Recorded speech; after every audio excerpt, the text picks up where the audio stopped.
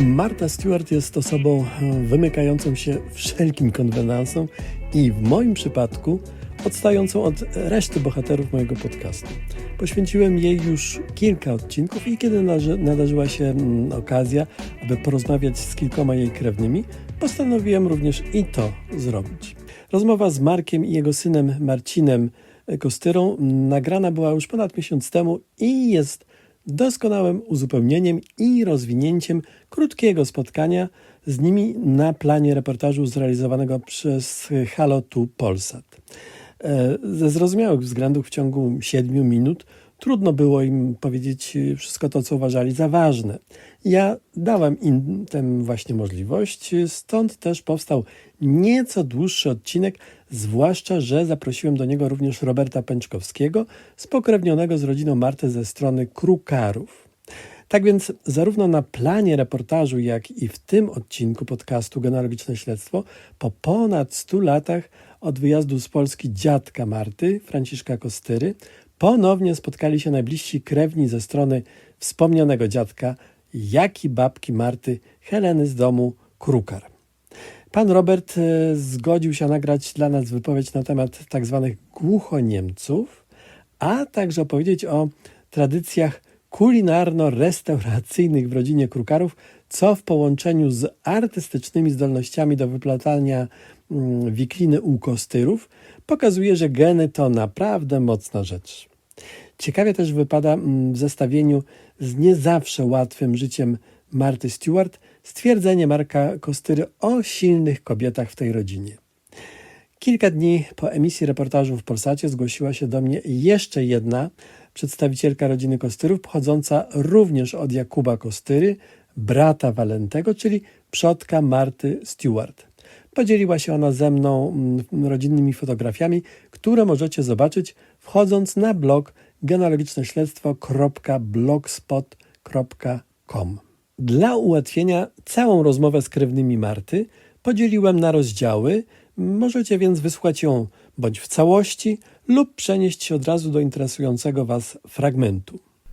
Moimi dzisiejszymi gośćmi są Marek Kostyra i jego syn Marcin. Od czasu mojej pierwszej rozmowy z panem Markiem Kostyrą minął już chyba ponad rok. Mieszka on w tej samej miejscowości, to znaczy Kopki koło Rudnika nad Sanem, z której do USA w roku 1905 przypłynął dziadek Marty Stewart, której historii przodków poświęciłem aż 3 odcinki. I wtedy podczas naszej pierwszej rozmowy, link do niej znajdziecie w komentarzach, padło ze strony pana Marka przypuszczenie, że Franciszek musiał być w jakiś sposób spokrewniony z jego przodkiem Józefem Kostyrą.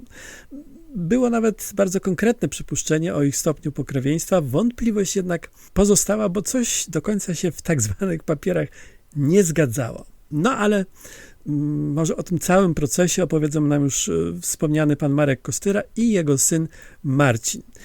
I tu jeszcze jedno małe słowo, ale dużego uznania dla nich obu, ze szczególnym wyróżnieniem Marcina, który mogę śmiało powiedzieć, przerobił błyskawiczny kurs poszukiwań genealogicznych i odszukując całą masę archiwalnych dokumentów i zestawiając je z informacjami dostępnymi w swojej rodzinie, pomimo braku dostępu do metryk znajdujących się w parafii Rudnik nad Sanem, rozwiązał tę niezłą genealogiczną łamigłówkę. No więc opowiedzcie proszę o tym początkowym, jak się potem okazało, może nie do końca prawdziwym tropie, bo takie sytuacje są chlebem powszednim każdego poszukiwacza historii, rodzinnych historii, które niekiedy się sprawdzają, a niekiedy sprowadzają nas na manowce.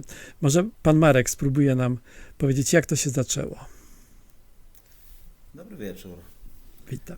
Zaczęło się to właściwie wtedy, kiedy detektyw Marty Stewart próbował dotrzeć do korzeni męża, ojca pani Stewart, Edwarda, na Podkarpacie.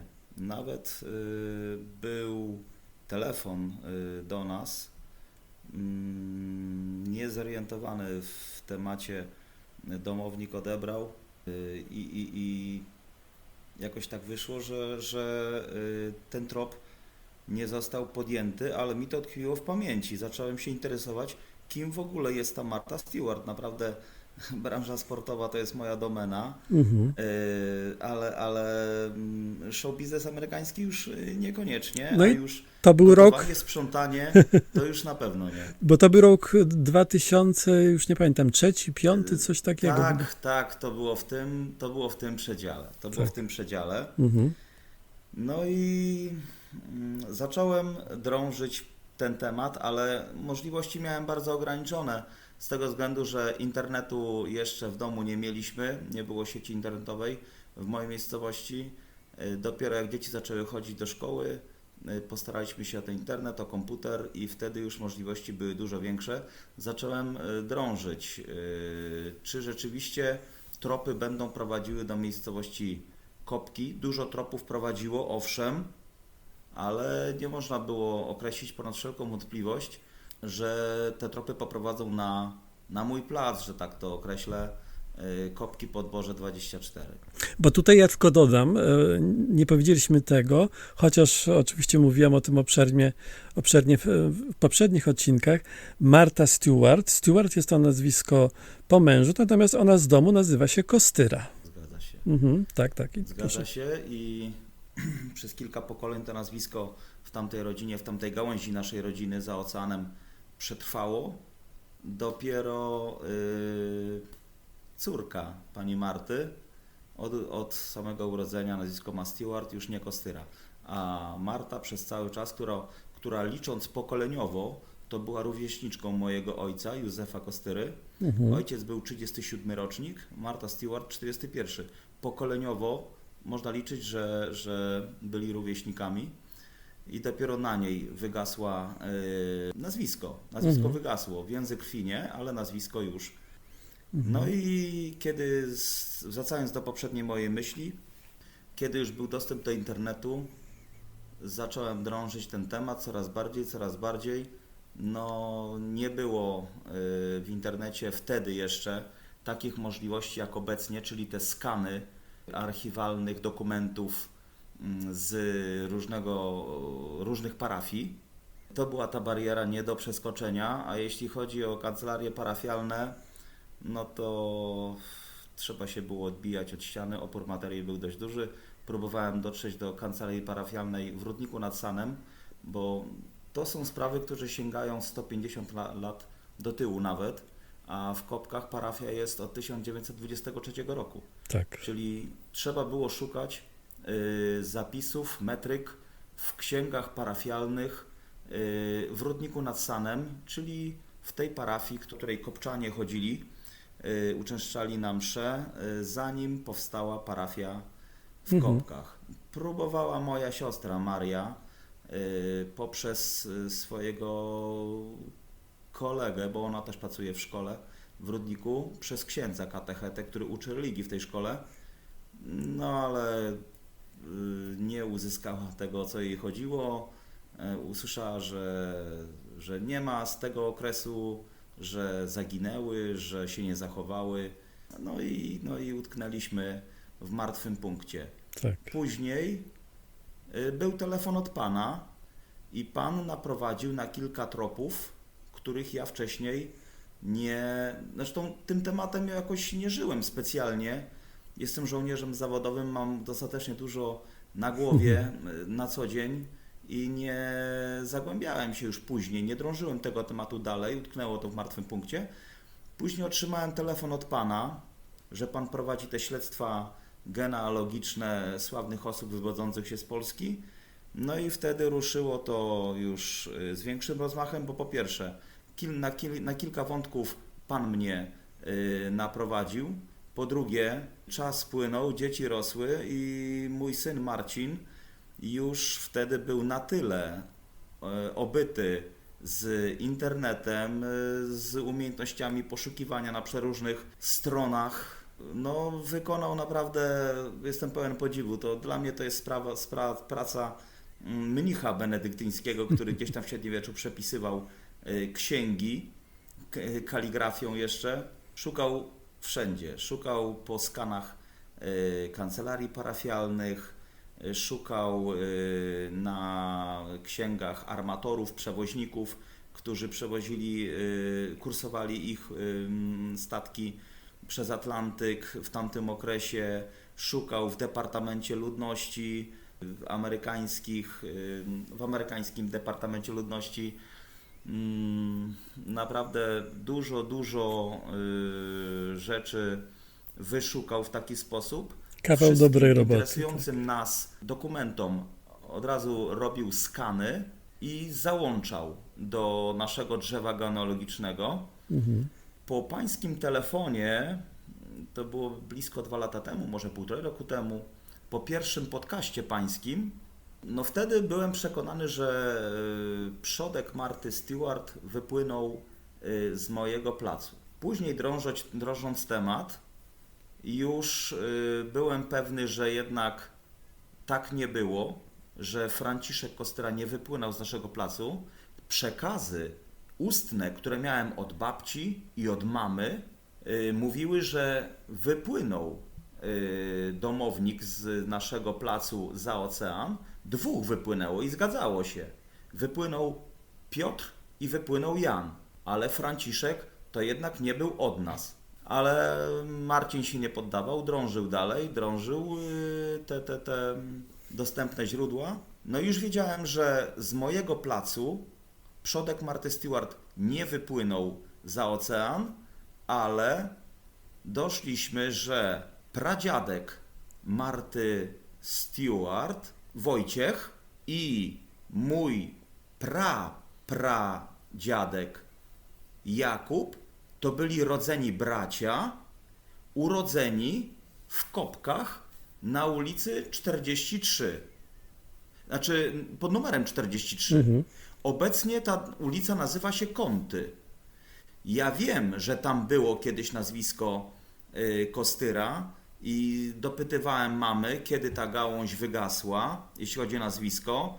Mówiła, że jak ona w 1953 roku przyszła do Kopek za synową, to już Józef Kostyra z tamtego placu już nie żył. Czyli albo wygasła początkiem lat 60., albo końcem lat 50.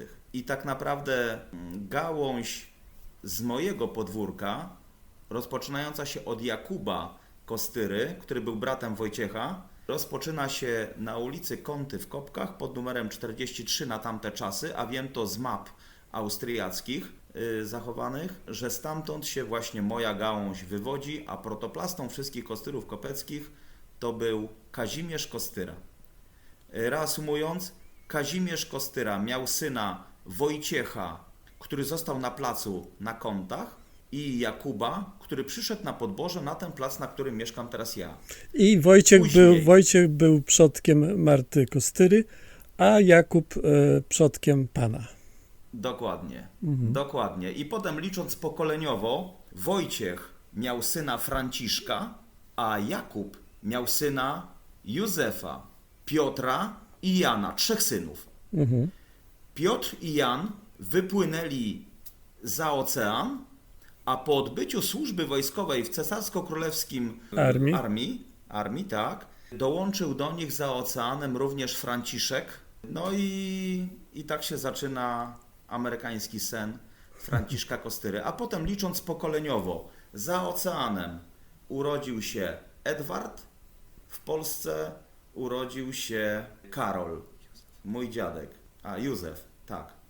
Potem, moment, żebym nie pomylił, w Polsce był Wojciech i Jakub, to byli bracia. Potem następne pokolenie po nich to był Franciszek i Józef w Polsce. Za oceanem Franciszek, Józef w Polsce. Następne pokolenie za oceanem syn Franciszka Edward, w Polsce syn Józefa Karol. Następnie za oceanem Marta, później Stewart, a w Polsce Józef Kostyra. Czyli pana I ojciec. następnie za oceanem Alexis Stewart, a w Polsce moja skromna osoba. No i tak doszliśmy do rozwiązania tej właśnie zagadki. Wyjaśniłem dwie gałęzie, ale obie te gałęzie biorą swój szczep z placu o numerze 43 w Kopkach przy ulicy Konty. Czyli gdyby Marta kiedyś się zdecydowała odwiedzić Polskę, to jak gdyby tym miejscem, z którego jej przodek wyjechał, to było właśnie to, o którym pan teraz powiedział. Tak, dokładnie.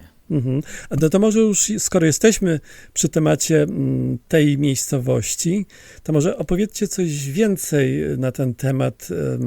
Czy miejsce, w którym mieszka wasza rodzina, to już powiedzieliśmy, że to nie jest to samo, ale jak w ogóle długo Kostyrowie też mieszkają w Kopkach i dosłownie parę słów na temat Kopek, bo wyobrażam sobie, że podobnie jak i ja, znakomita większość osób, które będą słuchać tej naszej rozmowy, no zapewne nie mają pojęcia, gdzie te Kopki się znajdują, jaka historia jest tej miejscowości.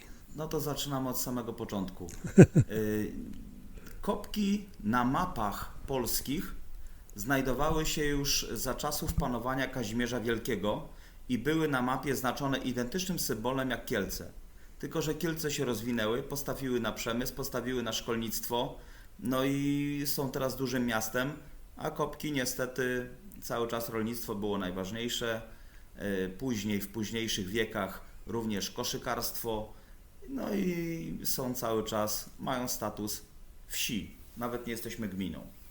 To jest po pierwsze. Po drugie, znajdujemy się w gminie Rudnik nad Sanem, w powiecie Nisko, w województwie podkarpackim, nad rzeką San. Z punktu widzenia historycznego ciekawie jest o tyle, że po rzece San w czasie zaborów szła granica pomiędzy zaborami austriackim i rosyjskim. My byliśmy Kopczanie w zaborze austriackim, Galicja, a Krzeszów z drugiej strony Sanu już był w zaborze rosyjskim. Od zarania tutaj dziejów w Kopkach, że tak to określę, zawsze najważniejsze tutaj było rolnictwo, uprawa ziemi, pszczelarstwo, sadownictwo, tego typu rzeczy. Tym się ludzie tutaj parali. Później, kiedy hrabia Chompesz wysłał kilkanaście osób na naukę fachu koszykarskiego do Wiednia, zaczęło kwitnąć koszykarstwo, plecionkarstwo tutaj. No właśnie nawet... to uprzedził pan moje następne pytanie, bo to jest bardzo ciekawa sprawa. To koszykarstwo i nawet o dziadku Marty Stewart-Franciszku pojawiła się taka uwaga o zawodzie wykonywanym przez niego, zarówno w tych dokumentach wjazdowych do Stanów Zjednoczonych, ale i sama Marta bardzo często o tym mówiła, bo on wykonywał jaki zawód? Basket maker, Właśnie. pisząc po amerykańsku, a takie adnotacje właśnie były na dokumentach przewozowych w czasie tego rejsu przez Atlantyk. Po polsku koszykarz-plecionkarz. Dużo wtedy zaczęło się uprawiać wikliny na ziemiach tutaj Kopki, Rudnik. Do tej pory zresztą tak jest. Są całe rodziny, które utrzymują się z fachu koszykarskiego. Naprawdę niektórzy spece od tej roboty wikliniarskiej to potrafią cudeńka nawyplatać. Raz do roku odbywają się Dni Rudnika pod nazwą Wiklina i właśnie wtedy jest ekspozycja tych wszystkich dzieł, tego rękodzieła, tych ludzi z Rudnika, Kopek, Łętowni, Tarnogóry. Nawiązując jeszcze do tego basketmakera i do uprawy roli, w tamtym okresie, jak w Kopkach były dwie rodziny, czy nawet więcej, z jednego gniazda, że tak określę się, wywodzące, wspierały się. Jak jeden gospodarz miał jednego konia, a drugi gospodarz z rodziny miał drugiego konia, sprzęgali się, no i wtedy na dwa konie mógł na przykład większą furę przywieźć snopów czy siana z łąki, robił mniej kursów, a robota była wykonana. Przy ciężkich robotach właśnie w ten sposób się sprzęgali i z przekazów babci czy mamy mojej wiem, że te rodziny Kostyrów z Kątów i Kostyrów z Podborza wspomagały się cały czas. Pomagały sobie w sianokosach, w żniwach, w wykopkach, w innych jeszcze robotach gospodarskich i polowych.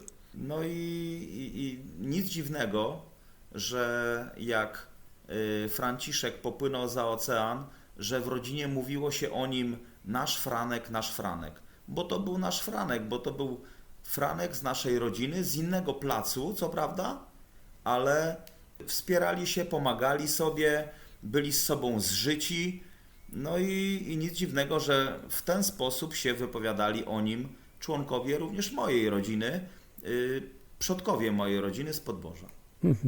Dobrze, to teraz prosiłbym na chwilę o przekazanie słuchawek Marcinowi. No, dobry wieczór. To kontynuując naszą rozmowę, czasami poszukując informacji dotyczącej konkretnej osoby, wpadamy na jakiś fałszywy albo nie do końca fałszywy trop. I tutaj właśnie pytanie do Marcina. Powiedz proszę o śladzie związanym na przykład z Franciszkiem Kostyrą, który jednak okazał się być inną niż dziadek Marty osobą, pomimo iż nosił to samo imię i nazwisko i pochodził też z Kopek. Tak, jak najbardziej, ponieważ z początku, jeśli chodzi o tego Franciszka, no to szukałem w drzewie genealogicznym według przekazów. To jest, jak się zaczyna przygody z genealogią, to jest tak naprawdę taka jedna z pierwszych rzeczy, że w rodzinie się pyta po prostu po rodzinie. Kto co No wie tak. o kim, jakieś tam zdjęcia, rodzina, informacje, cokolwiek po prostu jest w rodzinie, to też tak powiem, to co jest na miejscu najbliżej, najprostsze. No i z przekazów pierwotnie myśleliśmy, że Franciszek, tak jak mój ojciec wcześniej nadmienił, myśleliśmy, że on pochodził od nas z placu z Podborza, czyli łączyliśmy go już mniej więcej, że to jest pewnie jakiś syn Jakuba, coś w tym stylu, że to pewnie jacyś się w tym, że coś to tak się w ten sposób łączy i tak dalej. No i a propos tych właśnie fałszywych tropów, no to właśnie, to był ten trop, że tak powiem, niby najprostszy, a niby najcięższy, bo najprościej było go uzyskać, a był najcięższy, bo to ile potem się oszukałem Franciszka, który ma ojca Jakuba, matkę Annę, który okazało się, że nie istnieje, ale jednak tak się mówiło i się go szukało, no to łatwiej byłoby z góry tego faktu nie wiedzieć, tylko wiedzieć, że po prostu jakiś Franciszek był i szukać go, że tak powiem, od każdej możliwej strony, niż się potem z góry sfokusować na tym, że on akurat w tej części gdzieś się znajduje i się po prostu przekonywać, że pewnie te skany albo z tych lat są niedostępne, albo coś w ten sposób. Także, no jak mówię, później wyszło, że to nie w tej części naszej gałęzi się on znajdował i dlatego wcześniejsze moje starania w poszukiwaniach Franciszka, syna Jakuba, no to była strata czasu, ale też, że tak powiem, nauka na przyszłość, jakbym ja jeszcze szukał od strony czy to mojej matki, czy od strony mojego ojca, nie od strony ojca, tylko matki, no to wtedy już przynajmniej wiem, że trzeba być obiektywnym na wszystko, co się znajdzie, gdzieś tam wszystko zapisywać, gdzieś nawet, żeby na boku być świadomym tego, że jakaś informacja może być nieprawdziwa, albo akurat właśnie takie zbieg okoliczności czasami nawet bywa, albo czasami po prostu okazuje się, że już odrzucamy jakąś opcję, a potem się okazuje, że jednak ona była prawdziwa, tylko trzeba było z innej strony na nią popatrzeć i potem się znowu trzeba tego doszukiwać, także to dało nauczkę, że trzeba wszystko, co się ma, trzeba po prostu gdzieś zapisać, mieć gdzieś w zanadrzu. Lepiej coś mieć i tego nie użyć, niż usnąć i potem tego potrzebować, tak? Dokładnie, ale tutaj de facto udało ci się rozwiązać tą zagadkę dzięki takiemu małemu zapiskowi, z tego co zrozumiałem, w jednej z metryk, bo takich bezpośrednich metryk, prawda, no nie ma, tak jak już to powiedzieliśmy, póki co nie ma dostępu do nich. To opowiedz, jak de facto tą zagadkę rozwiązałeś i w zasadzie teraz już wiemy na 100%, kto jest kim. Tak, no to zacząć możemy w sumie już rok temu. No nie ma co ukrywać, jeszcze rok temu Ponieważ cała moja ta przygoda z naszym drzewem genealogicznym, moim, w sumie tak dzieliła się trochę na dwa aspekty. Pierwszy to była ogólnie moi przodkowie, że tak powiem, patrząc w tył, a druga to właśnie ta Martha Stewart, no bo jednak jakby nie patrzeć, ja byłem świadomy, że jakaś historia z nią była, ale sam, no mówię, sam nie byłem jeszcze w tym taki sfokusowany, ponieważ na przykład chciałem siebie jak najbardziej wstecz zrozumieć, to jak to u mnie wyglądało.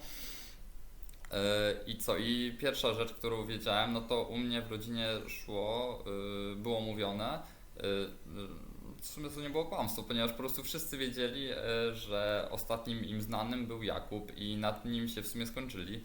I, i mówię, i to było to, od czego w sumie znając samego Jakuba, idąc tylko od niego w tył, to w sumie nie byłoby w stanie połączyć Marty Stewart z nim, ponieważ no, w żadnych metrykach nie byłoby pokazane, nie byłby nadmieniony Jakub jako z bratem. Co najwyżej właśnie to, jak Jakub się nam przyznał do ojca w metrykach ślubu swojej córki, No właśnie. Marianny, ponieważ, no mówię, Jakuba braci raczej w metrykach się nie znajdowało obok siebie. To byli co najwyżej albo rodzice, albo dziadkowie, patrząc od matek, że matki panieńskie swoje nazwisko miały po ojcach. No i właśnie, jak już nadmieniłem, Jakub po prostu w metryce swojej małoletniej córki Marianny, która się żeniła z Wojciechem Niedbało bodajże, nadmienił, że tak powiem, jak to pan określił wcześniej, drobnym drukiem napisał, że zezwala na związek małoletniej ze swojej córki i podpisał się jako Jakub Kostyra, ojciec Kazimierz Kostyra. I tutaj już, że tak powiem, odkryłem to, czego jeszcze wcześniej nie było w mojej rodzinie wiadome, czyli to, że Jakuba ojcem był Kazimierz, czyli już o jedno to pokolenie w tym nam się to poszerzyło i do jeszcze niedawna tak naprawdę skończyła się u mnie to drzewo genealogiczne, na samej górze widnieje Kazimierz Kostyra. I co? I później dostałem, w sumie to mój ojciec z powrotem mnie zachęcił do tego, żeby trochę poszperać w tych papierach, odnaleźć już odnośnie tego drugiego aspektu, o którym mówiłem, czyli tego powiązania z Martą Stewart, ponieważ jakby nie patrzeć, jest to no, ciekawy wątek. I wiedziałem, że Jakub to już wracając wcześniej, wiedziałem, że Jakub jest z domu, wiedzieliśmy, że on już był w domie w Kopkach o numerze 100, na którym my obecnie mieszkamy. I ciekawiło nas tak właściwie od kiedy na naszym placu, bo jakby nie patrzeć, Jakub wtedy co żył, no to już dużo lat minęło i cały czas samo nazwisko. I ciekawiło nas od kiedy tak naprawdę nazwisko mogło być u nas w Kopkach na tym jednym placu, ponieważ jak nie patrzeć, jest to, można powiedzieć, taki rekord u nas na wsi. No i właśnie tutaj wiedziałem, że jego ojciec Kazimierz Kostyra i w dawnych spisach austriackich po prostu w latach, które są datowane, kiedy Jakub jeszcze był tak właściwie dzieckiem, czyli nie mógł się jeszcze wtedy wprowadzić na ten dom numer 100, okazało się, że znalazłem Kazimierza, który spisał się, był wypisany, że mieszka pod numerem 43 w Kopkach, także Jakub był wtedy jeszcze dzieckiem, nie mieszkał w Kopkach na ulicy 100. I co ciekawe, Jakub na numerze 100 tak właściwie mieszkał wtedy nie Jakub, ani żaden Kostyra, tylko Kaleja, co jest ciekawą informacją, dlatego że to mi się nijak nie kłóciło. U mnie w rodzinie było mówione, że wcześniej przed Kostyrą na tym właśnie samym placu, na którym teraz mieszkałem, wcześniej był Kaleja. Tylko że każdy myślał, że po prostu Jakub się ożenił z jakąś córką Kalei i dlatego się wprowadził na tą parcelę. A wracając do tego Kazimierza, to wiedziałem, wtedy znalazłem, że jest z domu 43 w Kopkach, czyli wiedziałem też, że po prostu Jakub w tym domu się urodził, w tym się wychował, że tak powiem, zanim się przeprowadził. A wracając już do tego meritum sprawy, mamy, że wracając, kiedy chciałem pójść znaleźć przodków z Martą Stewart, to po prostu za pośrednictwem pana strony wiedziałem, że Franciszek Kostyra, ten, który wypłynął za granicę i ożeniony on miał w swoim akcie ślubu zapisane, że jego rodzicami są Wojciech właśnie Kostyra oraz Franciszka z domu Łach. I to mnie naprowadziło, ponieważ stwierdziłem drogą logiczną, skoro oni mogliby być z naszej rodziny, no to znaczy, że oni musieli być po prostu z Kopek u nas, najprościej. I po prostu w kopkeckich metrykach po prostu szukałem Wojciecha Kostyry i Franciszki Łach i okazało się, że to akurat było bardzo proste, ponieważ za pierwszym razem jak wpisałem, już mi oni wyskoczyli, także no od razu było wszystko. Miałem tam ich i później znalazłem Wojciecha akt zgonu, że umarł w domu 43, mieli oni dzieci i te dzieci również akty chrztu wszystkie były na numerze 43, czyli w Kopkach na numerze 43, w którym się kiedyś spisał Kazimierz, że mieszkał, w którym wcześniej też mieszkał Jakub, zanim się przeprowadził do Kopek na też numer 100, to w tym domu 43 później został Wojciech, a jak wiemy Wojciech później miał syna Franciszka, później on się tam w Ameryce ożenił i wpisał się właśnie, że jest synem, podał informację, że jest synem Wojciecha oraz Franciszki. Oni, Franciszek i Wojciech i Franciszka zostali w Kopkach na numerze 43 aż do śmierci, ponieważ obaj mieli, znalazłem ich metryki śmierci, obaj zmarli w Kopkach i właśnie na numerze 100. No i tak poskładałeś te wszystkie genealogiczne puzzle. No tak, i tam już się nam złożyło, że Jakub 43, ojciec Kazimierz miał też Wojciecha, Wojciech został w Kopkach na numerze 43, Jakub się przeprowadził, a syn Wojciecha wypłynął za granicę do Ameryki, natomiast Jakub już tutaj nam został, jego dzieci, potomkowie cały czas zostali do tej pory, tak jak my tutaj mieszkamy, tak on mieszkał. Mhm. No to słuchaj, to skoro już rozmawiamy, bo pochodzisz z młodego pokolenia, masz 17 lat i przeszedłeś, jak to nazwałem, taki przyspieszony kurs genealogiczny, to znaczy sam nauczyłeś się od podstaw tego, jak odkrywać te wszystkie tajemnice pochodzenia swojej rodziny. No i wydaje mi się, że młodym ludziom może się to wydawać, że genealogia to jest jakaś rzecz kompletnie nieciekawa i niewarta uwagi. Co w takim razie miałbyś do powiedzenia im ty, przerobiwszy ten temat naprawdę dość dokładnie, bo wiem, że nawet zdarzyło ci się, przeglądając te internetowe archiwa, zarywać nocki, no więc chyba ci się to spodobało. No to co na ten temat myślisz? Co byś Tak, powiedział jak innym? najbardziej.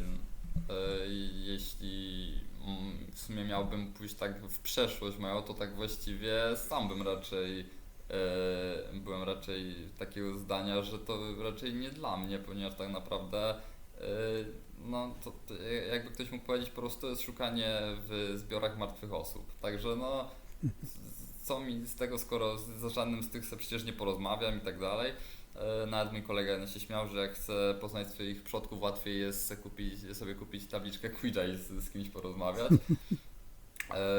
Natomiast to, co tutaj, że tak powiem, jest tym, co ciekawi podczas robienia tego, no to jest po prostu to, że ile rzeczy można się dowiedzieć, nawet takich naprawdę, że tak to określę, szokujących. Na przykład, co dla mnie było ciekawe, to jak już w którymś momencie w końcu już się zorientowałem, że jeśli chodzi o ten numer 100, to cały czas on się przewija w mojej rodzinie i już po prostu wiedziałem, że już nawet nie ma co szukać, nie tyle trzeba szukać po nazwisku Kostyra, gdzie, co, jak, tylko wystarczy się po prostu skupić na tym numerze 100 i to dużo już mówiło, kto, co i jak, i w ten sposób na przykład odkryłem, że na przykład poza mną był inny Marcin, odkryłem, że w sumie dużo dzieci umierało w tym wieku dziecięcym, dlatego nikt mi o nich w rodzinie nie mówił, bo sam nikt ich nie znał o małych dzieciach.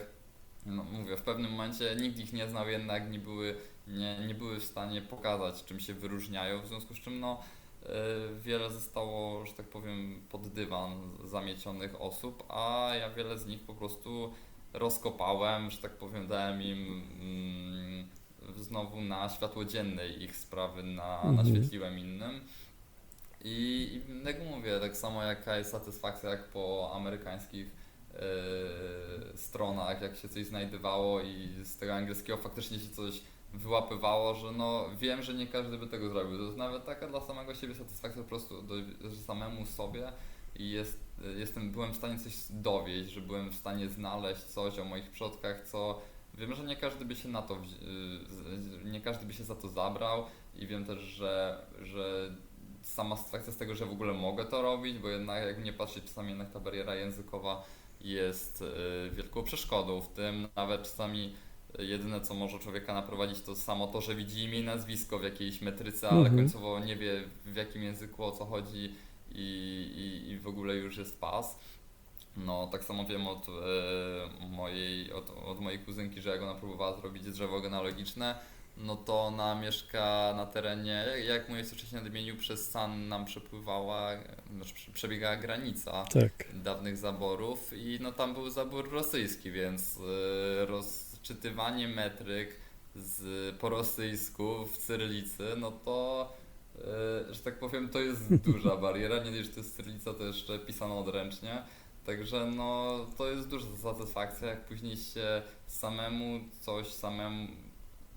rozczyta, ogarnie, zrozumie, zapisze, znajdzie o kimś, o kim wcześniej nie było w ogóle wiadomo, że jest w naszej rodzinie. Tak naprawdę u nas w rodzinie na przykład wiadomo było, że jest rodzina za granicą, ale tak właściwie to na przykład nikt nie wiedział o Piotrze i Janie. Oni na przykład wyszli właśnie przez to, że szukałem Franciszka jako syna Jakuba i Anny, no to znalazłem syna Jakuba i Jany, i nawet dwóch, tylko że nie miał na imię Franciszek, tylko po prostu był Piotr i Jan. I oboje też wyjechali do Ameryki, prawda? No tak, i w ogóle oni wyjechali najwcześniej przed Franciszkiem, także można się, że tak powiedzieć, jakby, że to on za nimi poszedł w ślady. Na pewno, tak. Śmieszna akcja, szukałem Franciszka, syna Jakuba, znalazłem nawet nie jednego, a dwóch synów, którzy wyjechali do Stanów i końcowo żaden z nich z Franciszkiem nie był. Ale mówię, w ten sposób końcowo i tak się sprawa nam z czasem wyjaśniła z tym Franciszkiem, a tak to przynajmniej jestem świadomy, że było jeszcze dwóch innych i od nich jeszcze drzewo genealogiczne też niżej poprowadziłem. Znalazłem i od Piotra jego rodzinę i od Jana, także satysfakcja jest po prostu zrobienia tego, czasami się czegoś dowie, o czegoś w ogóle nie wiedziało, jakiś taki, no mówię, czasami się szok przeżyje i tak dalej.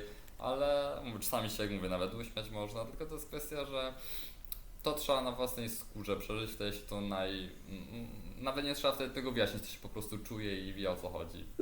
Tak jak mówią, własna rodzina zawsze jest, historia własnej rodziny zawsze jest najciekawsza, także jak najbardziej się z tym zgadzam. Dobrze, no to w takim razie ja jeszcze poproszę teraz twojego ojca ze słuchawkami. Dobrze, to teraz jeszcze jedno już w zasadzie ostatnie pytanie będzie do pana.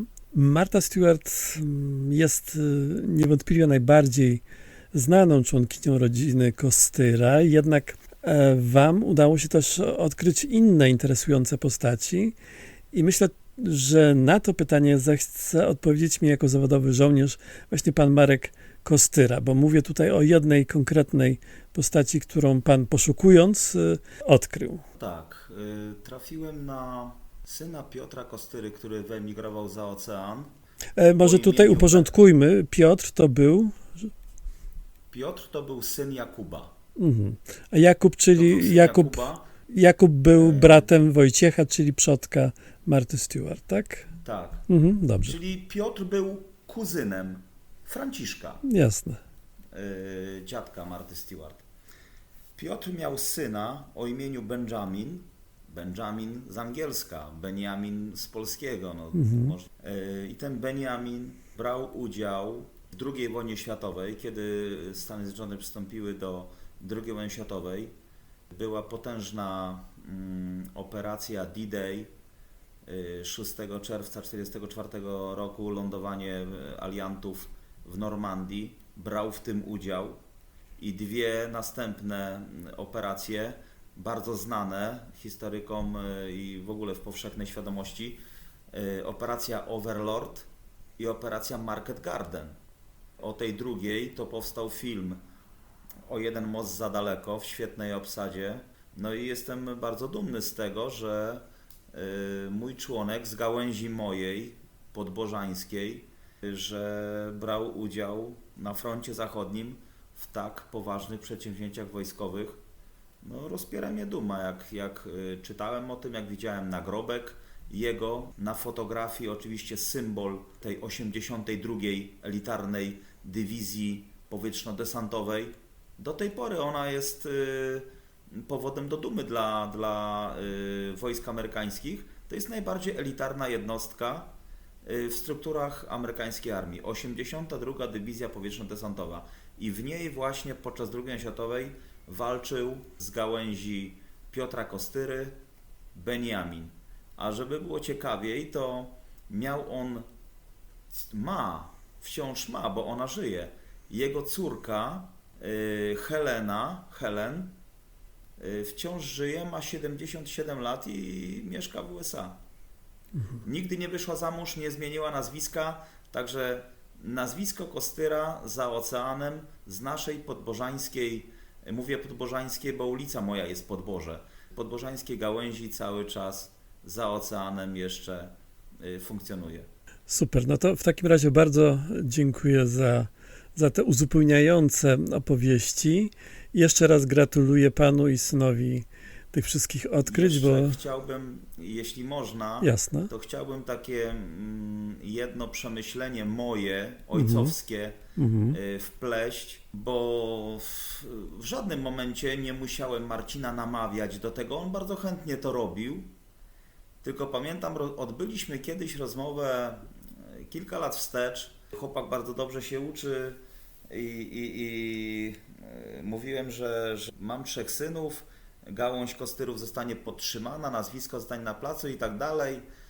A Marcin mówi: tato, nie możesz być pewny, że ja tu zostanę, bo jak zrobię takie studia, o jakich myślę, to pracy dla mnie tutaj na prowincji nie będzie. Dlatego bardziej wiąże się z dużym miastem, ze zmianą miejsca zamieszkania, prawda? No ale jak się wkręcił w tą spiralę szukania tej genealogii całej naszej rodziny, jak zobaczył, z jakimi perypetiami radzili sobie nasi przodkowie w przeszłości, były duże pożary, była sanacja, była wojna jedna, wojna druga, wielka emigracja, powstanie styczniowe. No było tego naprawdę cała masa i trzeba było sobie w tamtych realiach poradzić. I ci przodkowie przetrwali, nić naszej rodziny przetrwała, nazwisko przetrwało, no i Być może plany się ulegną. zaangażował Tak. w to. I wie pan co? Przypomniała mi się taka scena z jednej części Samych Swoich, kiedy ten przewodnik Pawlaka po Stanach Zjednoczonych, on miał nazwisko Wrzesień, po wyjeździe za granicę przyjął nazwisko September. To samo, tylko że w brzmieniu Tak. angielskim, prawda? I po takiej płomiennej przemowie Pawlaka, tam jak otwierany był dom tego Jaśka za oceanem pamięci Paderewskiego, ten syn tego przewodnika mówi: tato, ja chciałbym zmienić nazwisko. A ten mówi: ojciec, ale przecież już raz zmieniliśmy. A on dokończył: na wrzesień. No i on go tak ciepło przytulił, że chłopak jednak nie zapomniał o korzeniach swoich polskich, że już nie September, angielsko brzmiące, tylko na wrzesień, polsko brzmiące, powrót do korzeni, do polskich korzeni. I ja tutaj się cieszę, że Marcin się w to zaangażował i że czuje większą więź z miejscem, w którym mieszka, niż to było jeszcze zanim zaczęliśmy to drzewo genealogiczne puzzle po puzzlu układać. No i to jest właśnie dobre podsumowanie, do czego może być potrzebna genealogia, czy co genealogia zmienia w życiu człowieka, prawda? Jeszcze jedna sprawa, o której pan kiedyś w naszych rozmowach wspomniał. Ja myślę, że to jest na poły humorystyczne, ale też na poły całkiem poważna rzecz. To znaczy, częściowo już pan powiedział, że pana rodzina, czyli Kostyrowie, no byli taką mocną rodziną, niejedno przeżyli i że doszedł pan do wniosku, patrząc na życiorys Marty, która też miała swoje problemy, prawda, że to jest nasz człowiek w Ameryce. Tak, tak. Miało to miejsce podczas świąt Bożego Narodzenia albo Wielkanocnych, już nie pamiętam dokładnie. W całym gronie rodzinnym tutaj, całe moje rodzeństwo, a jestem z 6 rodzeństwa, najmłodszy. Siedzieliśmy przy stole, ten wątek żeśmy właśnie poruszali, tej Marty Stewart, czy to jest ona spokrewniona z nami, czy to tylko zbieżność nazwisk.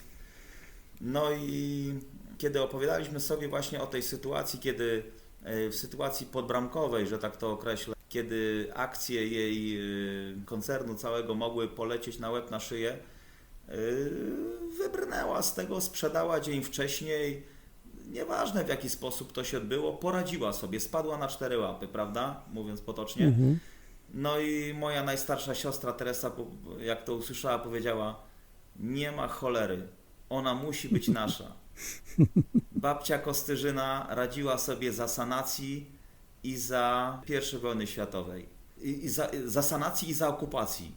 Ojciec Józef radził sobie za komuny.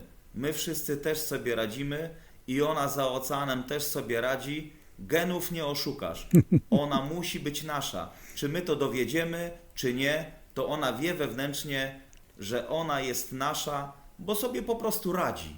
To taka humorystyczna anegdotka z tego, jaki ma stosunek do całej tej sprawy cała moja rodzina. Jesteśmy bardzo dumni oczywiście z tego jako rodzina, że udało się to wreszcie udowodnić, że może nie w prostej linii z naszego placu jej protoplasta wypłynął za granicę, ale jednak gdyby dokonać testów DNA pomiędzy mną a Martą Stewart, wynik byłby na 100% pozytywny. To jest udowodnione ponad wszelką wątpliwość. Skany zostały załączone z tych metryk. No nie do obalenia to jest. No i my jako rodzina jesteśmy z tego powodu bardzo dumni i myślę, że Kopki jako miejscowość również powinna być z tego dumna. No i to jest bardzo dobre podsumowanie naszej rozmowy. Bardzo, bardzo dziękuję panu Markowi i Marcinowi za te wszystkie informacje. Dziękuję również. Moim gościem jest pan Robert Pęczkowski, krewny Marty Stewart ze strony jej babki Heleny Krukar. Marta Stewart to niewątpliwie interesująca i wielowymiarowa postać, która chyba odziedziczyła wiele zdolności po swoich przodkach. Jej kuzyn ze strony dziadka Marty, Marek Kostyra, wspomniał o związku z wikliniarstwem popularnym w okolicach, skąd pochodzili Kostyrowie. Wikliniarstwem, czyli rękodziełem, z którego przecież słynie i sama Marta. Okazuje się jednak, że również w przypadku swojej babki Heleny Krukar, przyszłej małżonki Franciszka Kostyry, możemy mówić o związkach przodków Marty z tematyką kulinariów. Czy mógłby pan opowiedzieć nam, czym zajmowali się i skąd pochodzili jej przodkowie, Walenty i Tekla Krukarowie, a także jakie pokrewieństwo łączy pana z Martą Stewart? Okazuje się, że również i w przypadku swojej babki Heleny Krukar, przyszłej małżonki Franciszka Kostyry, możemy mówić o pewnych związkach przodków Marty Stewart z tematyką kulinariów, a przynajmniej z miejscem, w którym jedzenie i gościnność były ważną częścią codzienności. Helena urodziła się 21 lutego 1890 roku w Wisłoczku, niedaleko Rymanowa-Zdroju. Była trzecim dzieckiem Walentego Krukara i jego drugiej żony Tekli Grysiewicz. To nazwisko w źródłach bywa zapisywane jako Grosiewicz. Jeśli chodzi o jej pradziadków, czyli właśnie Walentego i Teklę, Walenty pochodził z Klimkówki, wsi leżącej między Iwoniczem a Rymanowem. Urodził się tam w 1844 roku. Jego pierwszą żoną była Katarzyna Różowicz, urodzona w 1846 roku w Posadzie Górnej. Młode małżeństwo początkowo mieszkało w Posadzie Górnej, ale potem przeniosło się do Wisłoczka i jest to ten wątek kulinarny, bo Walenty prowadził tam szynk wspólnie ze swoim bratem Janem Krukarem. Można więc powiedzieć, że w tej rodzinnej historii przewija się świat stołu, jadła i gościnności w bardzo dosłownym karpackim wydaniu. Lecz jednak szybko los się skomplikował. Katarzyna zmarła, podobnie jak córka, którą urodziła. Po tej tragedii Walenty ożenił się ponownie w 1882 roku w Iwoniczu z Teklą Grysiewicz, której rodzicami byli Walenty Grysiewicz i Aniela Adamczyk. Walentemu i Tekli urodziło się 6 dzieci. Pierwsze 4 przyszło na świat w Desznie, dziś to część Rymanowa-Zdroju, gdzie Walenty kupił ziemię od Łemka o nazwisku Burdasz. Byli to Józef, urodzony w 883 roku, Andrzej, urodzony w 1886 roku, Helena, urodzona w 890, Wiktoria Tekla, urodzona w 1895 roku. Pod koniec XIX wieku Walenty sprzedał ziemię w Desznie i wraz z rodziną przeniósł się na Ukrainę, gdzie grunty były znacznie tańsze. Osiedlili się w okolicach Niechenicz. Tam urodziło się 2 najmłodszych dzieci. Mieczysław w 901 roku, Stanisława w 904. Co ciekawe, wszystkie dzieci Walentego i Tekli, podobnie jak część potomstwa ich krewnych, wyemigrowały do USA.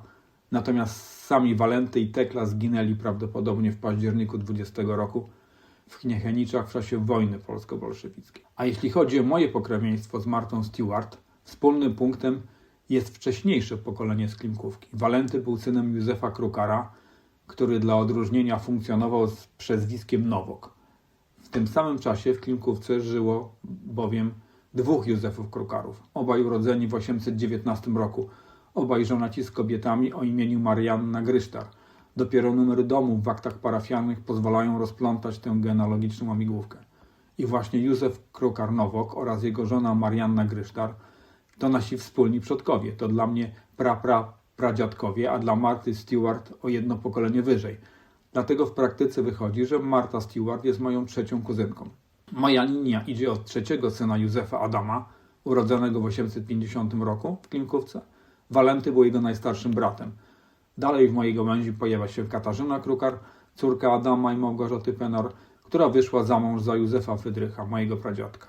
Rozmawiając o przodkach Marty Stewart noszących nazwisko Krukar, nie sposób uciec od brzmiącego dla znakomitej większości naszego społeczeństwa nieznanie nazwy Głuchoniemcy. Czy mógłby Pan nam przybliżyć to pojęcie i wyjaśnić, jaki związek miało ono właśnie z rodziną Krukarów? Głuchoniemcy, po niemiecku Taubdeutsche lub Walddeutsche, to termin etnograficzny używany w literaturze do opisania niewielkich enklaw potomków średniowiecznych osadników z kręgu niemieckojęzycznego na Pogórzu Karpackim, w dużym uproszczeniu w pasie między Dunajcem a Sanem, a w węższych ujęciach między Wisłoką a Sanem. Najważniejsze, to nie ma nic wspólnego z wadą słuchu czy mowy, to tylko nazwa określająca potomków osadników niemieckich, którzy utracili znajomość języka niemieckiego, ale pozostały pewne zwyczaje i naleciałości w języku. Według Romana Michała Zychów, związanych z Podkarpackim Centrum Edukacji Nauczycieli w Rzeszowie, nazwa Głuchoniemcy posiada wielowarstwową etymologię. Aby zrozumieć znaczenie określenia, należy wyszczególnić przynajmniej dwie płaszczyzny, dzięki którym możemy zrozumieć sposób nazywania tej niemieckiej mniejszości.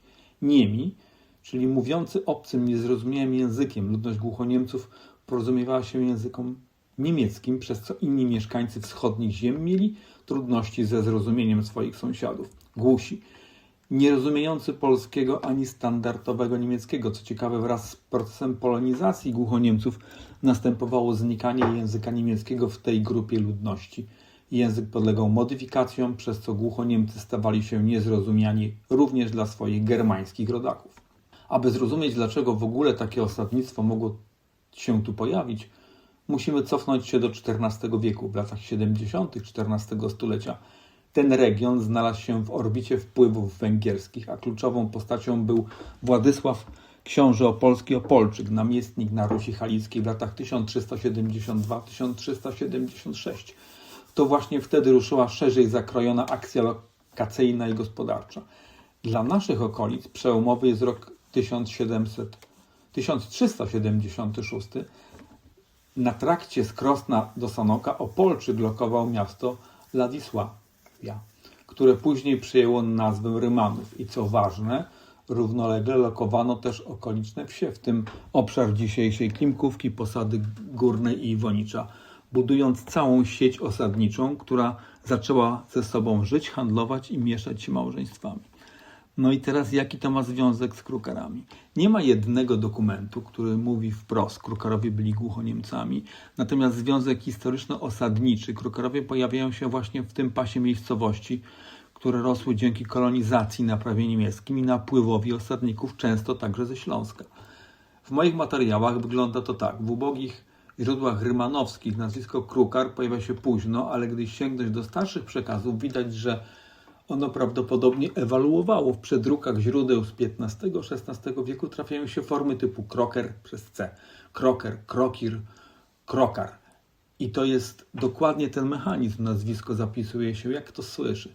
Potem się stabilizuje i z czasem polonizuje, aż dochodzimy do formy Krukar. Bardzo lubię tu jeden konkretny punkt zaczepienia. Spis mieszkańców Klimkówki z 1670 roku, gdzie krukarowie występują już z pełnym nazwiskiem i to nie jako pojedynczy przypadek, tylko jako kilka gospodarstw. Jest nawet Piotr Krukar, karczmarz. I to świetnie pasuje do naszej wcześniejszej opowieści o osadnictwie i kulinarnym tle regionu. Szynki, karczmy, handel, wędrówki, ludzie między wsiami i miasteczkami. Do tego chodzi jeszcze współczesny przypis.